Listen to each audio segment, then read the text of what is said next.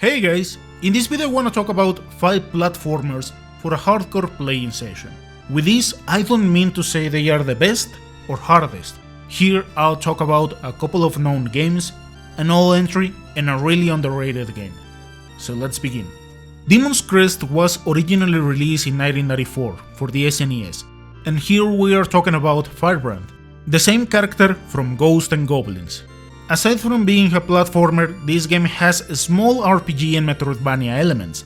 At first glance, it seems to be as many old-school platformers, but as you proceed, you'll get crests that give you special powers to further explore each map, where you can find some hidden enemies and acquire more items to customize a bit the adventure depending from the challenges ahead. This is perhaps the easiest game in this list under normal circumstances. I say that because in this game we cannot change difficulties, but it doesn't matter, because a good number of useful items are well hidden, and brute force your way most likely will lead to retry a good number of times. I will say that the hard part in this game is all about understanding how our character moves, as it is a bit clunky. You can fly and stuff like that, but for the first time it isn't as easy as it seems. Most of the boss fights are entertaining. They do not have the fanciest of moves or stuff like that. Actually, some could be said that are really simple. However, for a first try they were hard encounters. The right use of crest and firepower makes this combat easier though. And if you are for the whole challenge, try to be the very last boss without healing items.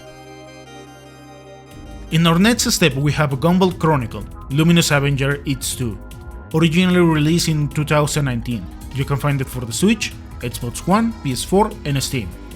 This game is here just if you wanna see the whole adventure, because the first half of the game is actually easy, but to keep proceeding into it, you need to find some items and a secret path.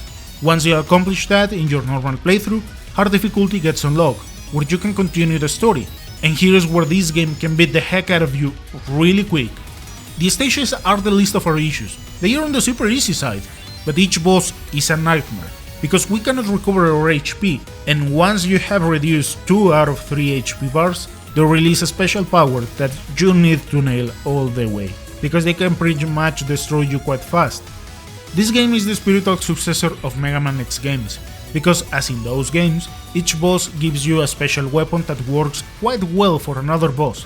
Unfortunately, it isn't as easy as in those games, because each boss has a different weakness in normal and hard difficulty. So a good number of fights come down to nail every single move the boss has, or try at the very least. And the further you advance, the more you will like to throw your control out of the window, because enemies get more and more absurd.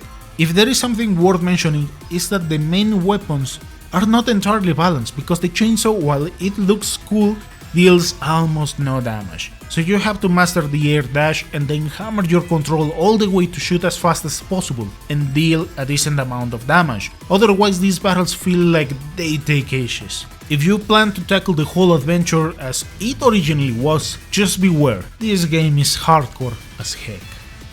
In the third entry we have Bloodstained Ritual of the Night, released in 2019. You can find it for the Switch, PS4, Android, Xbox One, iOS, Windows and the now extinct Stadia. I know Curse of the Moon could be another good game to talk about, but that is if you like really old school platformers. And Bloodstained wasn't the first game to introduce the Nightmare Mats level 1. If that is the case, I could recommend you to play Castlevania Portrait of the Ruin with the old Axe armor. That is so unforgiving. However, here I want to talk about the randomized Nightmare difficulty with Mats level 1.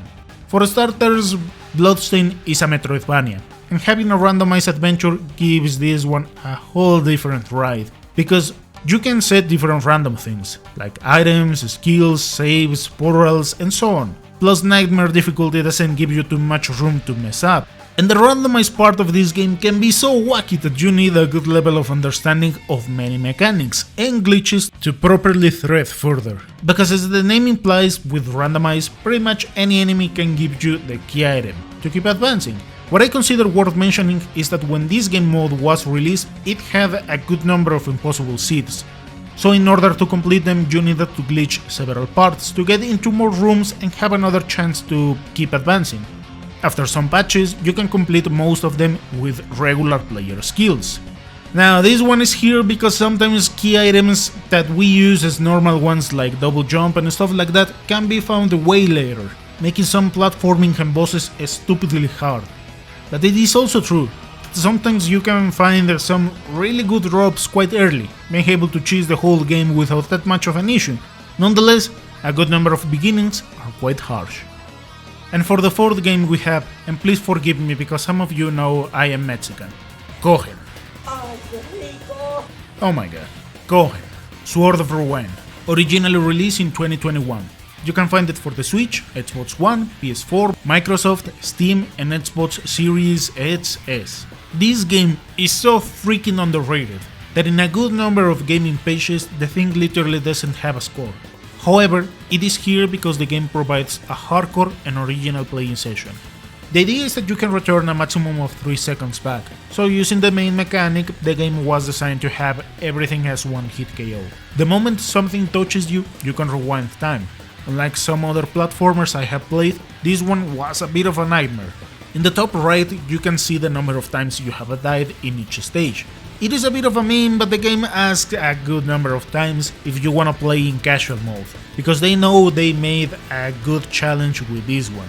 And if you think the first part is hard, you haven't seen anything, because in the second round everything gets faster and your timer doesn't recover, so you cannot mess up. And then to make things even better, you get hard difficulty. Needless to say, what is the experience in that difficulty with what I have explained. If you can find this game for cheap, it is totally worth it. If there is something that I didn't like, is the number of stages the game has, because they were so well designed and entertaining that I was craving for more, even if that meant I have to die 400 times per stage. Extraordinary idea, but short execution. And for the last stop in this list, we have Ender Lilies, released in 2021 for the Switch, PS4, Xbox One, Microsoft, Steam and the Xbox Series XS. This one, unlike the previous games, has an extraordinary story, between environmental storytelling and with some documents that you find along the way. Quite complex and cryptic, but totally worth the time to understand it. As for the gameplay, consider it as a Metroidvania with a spice of Soulsborne games. On its own, I will say it is tough, and depending how you tackle different parts in the game, it can be a good challenge, because once you get past a certain point, it is up to you where you want to explore. So for a good balance, it is needed to gather some secondary items, upgrade the spirits, and increase some levels. The level design is beautiful, with different environments and sounds, and as usual, the further you advance in these levels, the harder they become. Further down the line, you need some spirits to get past some places, or reach specific parts.